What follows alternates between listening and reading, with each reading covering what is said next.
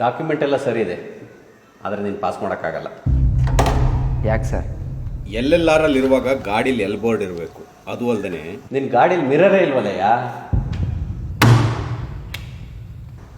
6 ತಿಂಗಳು ಬಿಟ್ಟು ಮತ್ತೆ ಎಲ್ಲೆಲ್ಲರಿಗೂ ಅಪ್ಲೈ ಮಾಡು, ಆಮೇಲೆ ನೋಡೋಣ.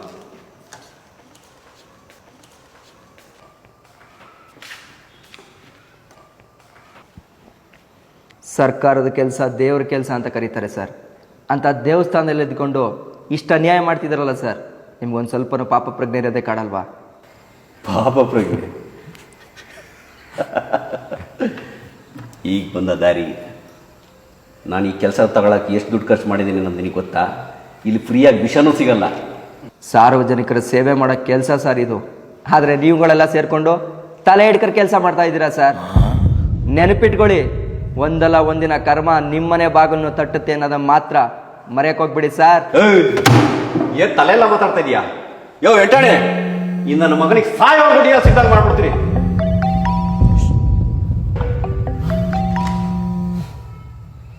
ಹಲೋ, ಎಲ್ಲಿ?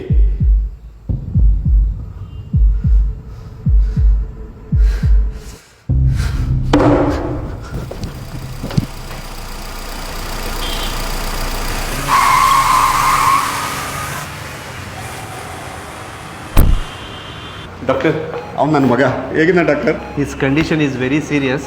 ಈಗಲೇ ಏನು ಹೇಳೋಕ್ಕಾಗಲ್ಲ ಡಾಕ್ಟರ್, ದುಡ್ಡು ಎಷ್ಟು ಬೇಕಾದ್ರೂ ಖರ್ಚಾಗಲಿ, ನಾನು ಕೊಡ್ತೀನಿ. ನಿಮ್ಮ ದುಡ್ಡಿಂದ ಈಗ ಏನು ಮಾಡೋಕ್ಕಾಗಲ್ಲ ರೀ. ನೀವು ಮಾಡಿರೋ ಪುಣ್ಯದ ಕೆಲಸ ನಿಮ್ಮ ಮಗನ ಕಾಪಾಡಬೇಕಷ್ಟೇ. ಡಾಕ್ಟರ್, ಆ ಹುಡುಗನಿಗೆ ಸರಿಯಾಗಿ ಟ್ರಾಫಿಕ್ ರೂಲ್ಸ್ ಗೊತ್ತಿದ್ದಿದ್ರೆ ನಿಮ್ಮ ಮಗನಿಗೆ ಈ ಪರಿಸ್ಥಿತಿ ಬರ್ತಾ ಇರಲಿಲ್ಲ sir. Sir sir sir sir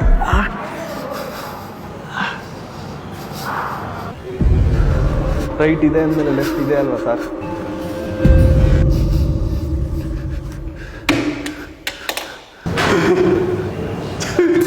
ನೆನಪಿಟ್ಕೊಳ್ಳಿ, ಒಂದಲ್ಲ ಒಂದಿನ ಕರ್ಮ ನಿಮ್ಮನೆ ಬಾಗಿಲನ್ನು ತಟ್ಟುತ್ತೆ ಅನ್ನೋದನ್ನ ಮಾತ್ರ ಮರೆಯಕ್ಕೆ ಹೋಗ್ಬಿಡಿ ಸರ್. ಆ ಹುಡುಗನಿಗೆ ಸರಿಯಾಗಿ ಟ್ರಾಫಿಕ್ ರೂಲ್ಸ್ ಗೊತ್ತಿದ್ದಿದ್ರೆ ನಿಮ್ಮ ಮಗನಿಗೆ ಈ ಪರಿಸ್ಥಿತಿ ಬರ್ತಾ ಇರಲಿಲ್ಲ ಸರ್.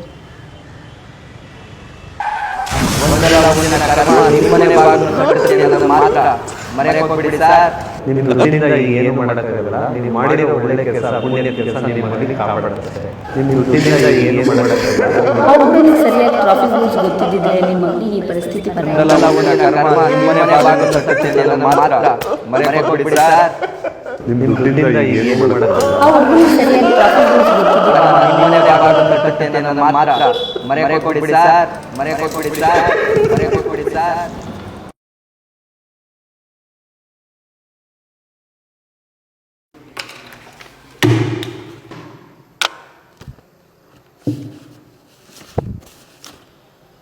ಸರ್,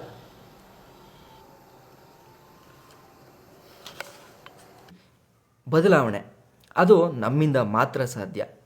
ಲಂಚ ಈಸ್ಕೊಳ್ಳೋದು ಎಷ್ಟು ತಪ್ಪೋ ಅಷ್ಟೇ ಲಂಚ ಕೊಡೋದು ಕೂಡ ತಪ್ಪು.